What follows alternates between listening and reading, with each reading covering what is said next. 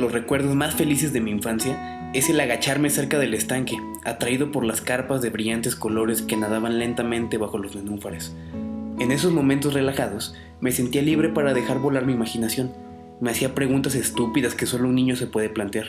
Por ejemplo, ¿cómo verían las carpas del estanque el mundo que les rodeaba? Yo pensaba, ¿qué mundo tan extraño debe ser el suyo?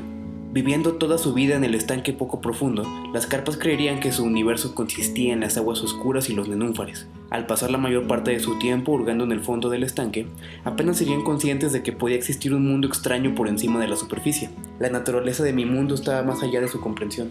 Yo me sentía intrigado por el hecho de que pudiera estar solo a unos pocos centímetros de las carpas, pero separado de ellas pese a todo por un inmenso abismo.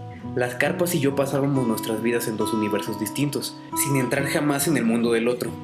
Pero estábamos separados solo por la barrera más estrecha, la superficie del agua. En cierta ocasión, imaginé que podría haber carpas científicas, viviendo entre los peces. Ellas se burlarían, supongo, de cualquier pez que les propusiera que podría existir algún mundo paralelo apenas por encima de las aguas. Para una carpa científica, las únicas cosas que eran reales eran las que un pez podía ver o tocar. El estanque era todo. Un universo invisible más allá del estanque no tenía sentido científico. Una vez me sorprendió una tormenta lluviosa. Noté que la superficie del estanque era bombardeada por miles de minúsculas gotas de lluvia.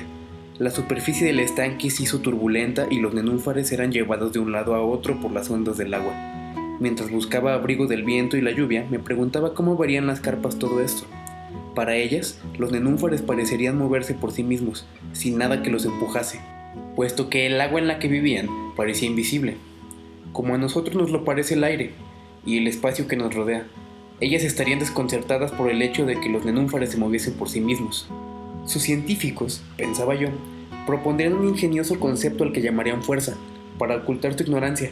Incapaces de comprender que pudiese haber olas en la superficie invisible, concluirían que los nenúfares se mueven sin ser tocados debido a que entre ellos actuaba una entidad misteriosa e invisible llamada fuerza. Quizá dieran a esta ilusión nombres sofisticados, tales como acción a reacción o capacidad de los nenúfares para moverse sin que nada los toque.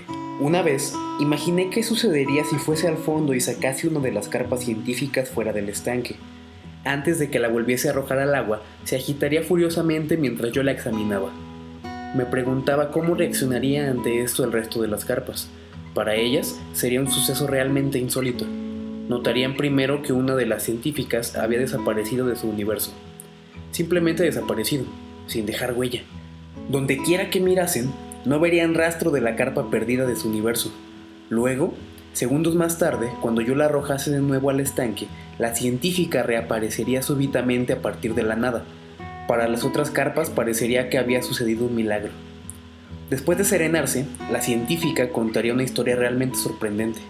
De repente, diría, fui sacada de algún modo del universo, del estanque, y arrojada a otro mundo misterioso, con luces cegadoras y objetos de formas extrañas que nunca había visto antes. Lo más extraño de todo era la criatura que me tenía prisionera.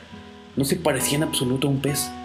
Quedé impresionada al ver que no tenía ningún tipo de aletas, pero de todos modos podía moverse sin ellas. Me chocó que las leyes familiares de la naturaleza no se aplicaban en ese mundo extraño. Luego, tan repentinamente como antes, me encontré de nuevo arrojada a nuestro universo. Por supuesto que esta historia de un viaje más allá del universo sería tan fantástica que la mayoría de las carpas la despacharían como una completa necedad. A menudo pienso que nosotros somos como las carpas nadando tranquilamente en el estanque. Pasamos nuestras vidas en nuestro propio estanque, confiados en que nuestro universo consiste solo en aquellas cosas que podemos ver o tocar. Como para las carpas, nuestro universo consiste solo en lo familiar y lo visible.